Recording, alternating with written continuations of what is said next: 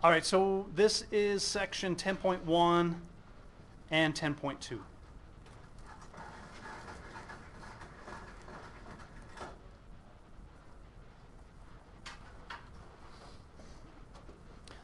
we're talking about our basic area formulas. So before we talk about our formulas, there's one other piece of information that we'll talk about with a two-dimensional shape, and that is the perimeter.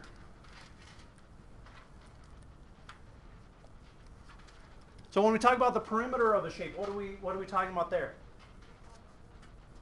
The outside. So perimeter is the length around the outside.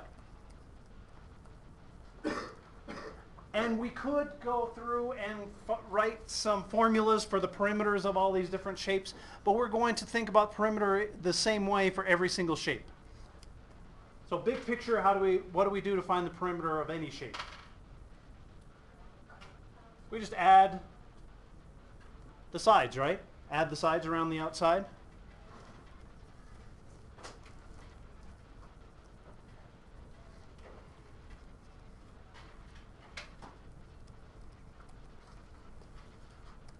So I'm not gonna write down a bunch of formulas for perimeter. We could come up with formulas for perimeter, but we're just gonna think about the perimeter as, to find the perimeter, we're just gonna add up all the sides around the outside.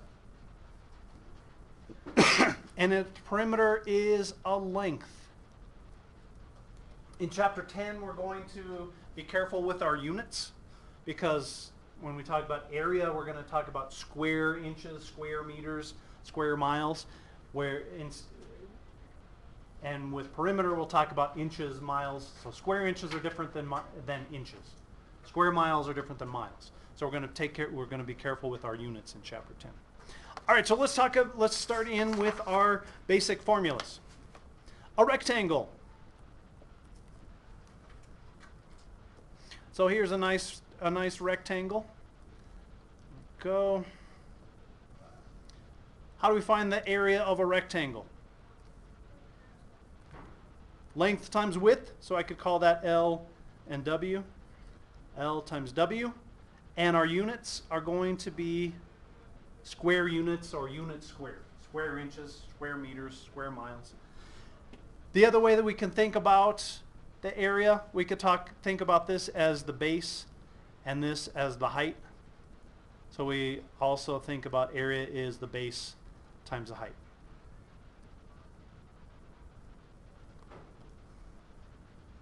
So that's our everyday way of thinking about the area of a rectangle. Base times height.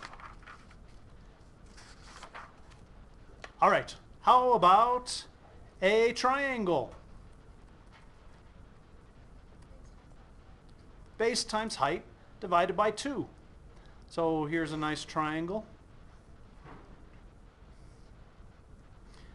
I'll call this the base. The height goes from the vertex perpendicular to a side. So that would be our height. And our area is base times height divided by 2. And our units are going to be square units or units squared. This is the same as, a lot of times this is the way I learned it. And you'll hear it said this way as well. 1/2 base times height. 1/2 of something is the same as dividing it by 2. And just a quick reminder, for some triangles, for an obtuse triangle, you find the height outside the triangle. So there would be, my height would be outside the triangle. That would be the height, and this would be the base.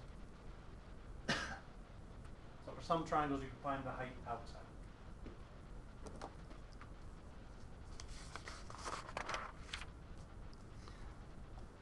All right, we good there? How about a parallelogram?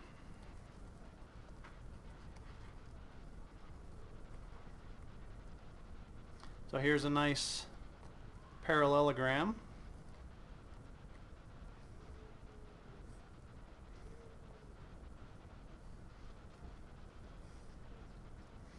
And I'm going to say this is the base, and we still find the height perpendicular from one side to the opposite side. You remember how to find the area of a parallelogram?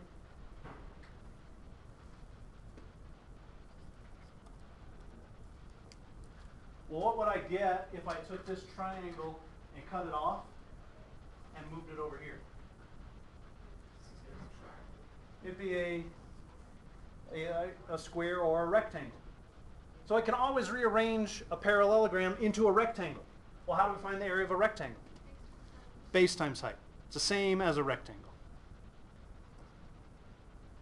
And our units are square units. So we can always rearrange a parallelogram into a rectangle. And we can find the height of the parallelogram outside the parallelogram also. That would be the height.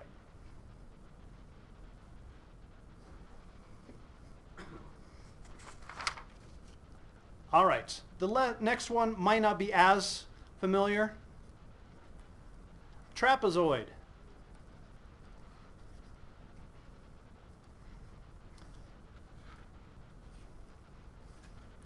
So trapezoid is interesting because it has two bases. I'm going to call this one base 1 and this one base 2, and we still find the height perpendicular from one side to another side. Anybody remember how to find the area of a trapezoid? Yeah?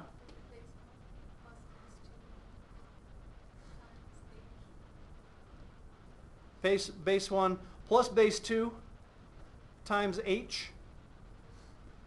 And what we can do for a trapezoid is rearrange it into two rectangles. So we have to divide that by 2. The base 1 plus base 2 times the height divided by 2. And my units are square units. This is the same as 1/2 base 1 plus base 2 times height. 1/2 and divided by 2 are the same thing. So we can rearrange a trapezoid into two rectangles, and then since we only want one of them, we have to divide it by 2.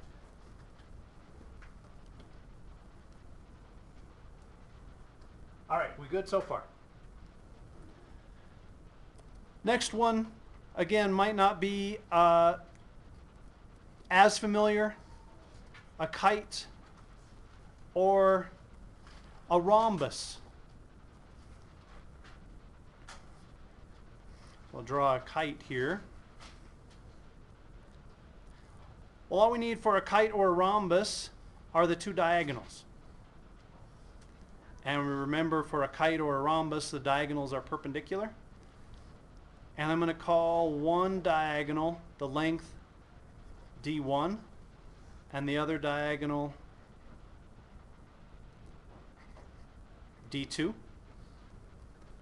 And the area is diagonal 1 times diagonal 2 divided by 2. And my units are square units.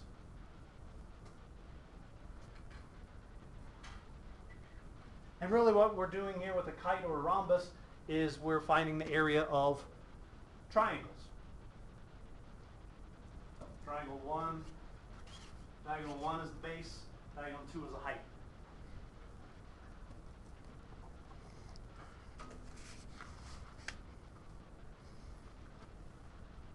All right, and then our last shape. Our last shape is kind of a special one. It's a little different than the others. A circle. So here's a nice circle. And the only thing I really need to know about the circle is the radius. And how do we find the area of a circle? Pi r squared. And my units are going to be square units. But for a circle, we give the perimeter a special name. So what do we call the distance around the outside of a circle? The circumference. And the circumference is is like the perimeter.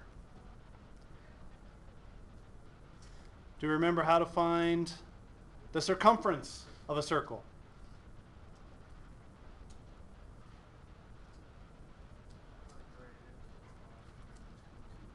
2 pi r. It has to do with the radius. It has to do with pi. And for circumference or perimeter, our units are just units. Inches, feet, miles. Well, what's 2 times the radius? The diameter. So the other way I can think of the circumference is pi times d for the diameter. If I divide both sides here by d, I get that pi equals the circumference divided by the diameter. For any circle, anywhere in the universe, no matter how big, no matter how small, if you divide the circumference of the circle by the diameter, you get pi. That's how we discovered pi. People were measuring areas of stuff, and they said, well, every time we divide the circumference by the diameter, we get this number that's just a little bit more than 3. That's interesting.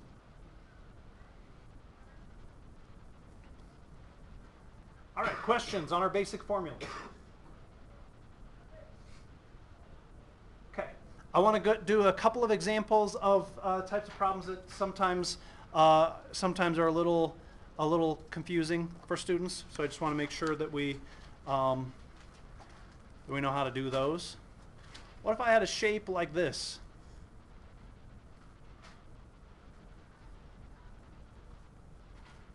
And this is not drawn to scale. And I'm going to say this is 6, that's 10, this is 8, and this whole thing is 12. And we want to find the perimeter and the area.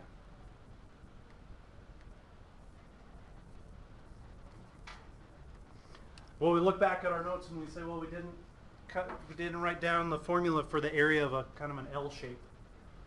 So what do we do here? Yeah? Well, we can make it into smaller. Yeah, we can divide it into smaller shapes that are nice. So divide it into nice shapes. There are lots of ways that we could do it. The first way that I thought of was just dividing it right here. And then we just have to find some missing piece of information. Well, the area of this rectangle, base is 6, the height is 10. So the area is 6 times 10.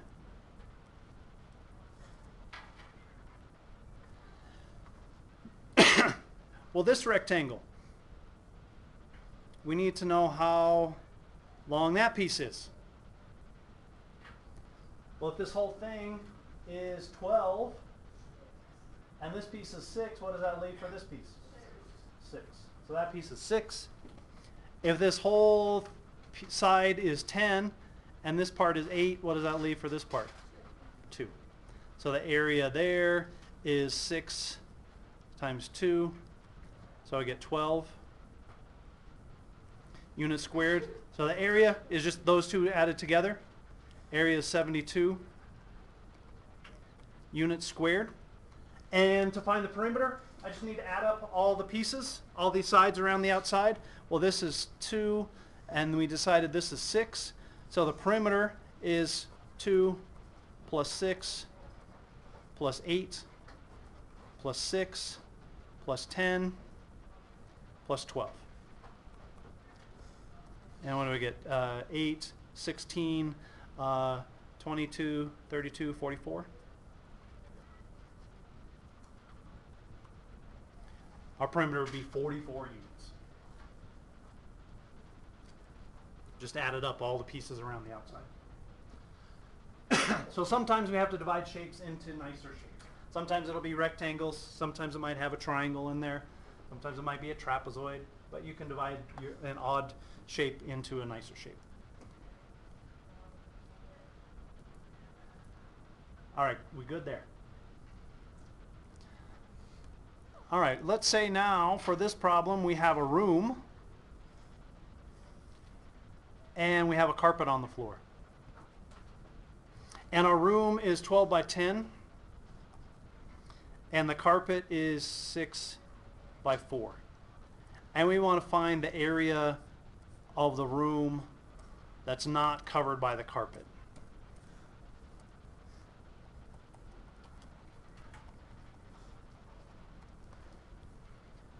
So what do we do here? Yeah, we find the area of the whole thing and we subtract out the area of the carpet. The way I think of this one is big minus small.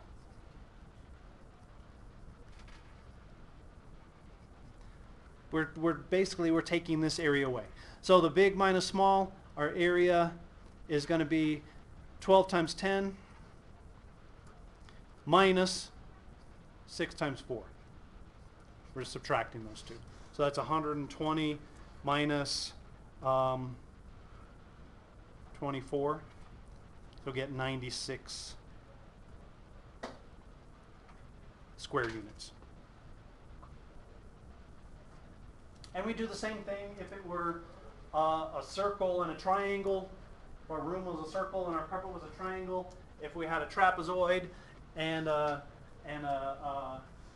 kite, same thing, big minus small. All right, questions? Okay. Homework, page 626. And this is all just finding areas and perimeters.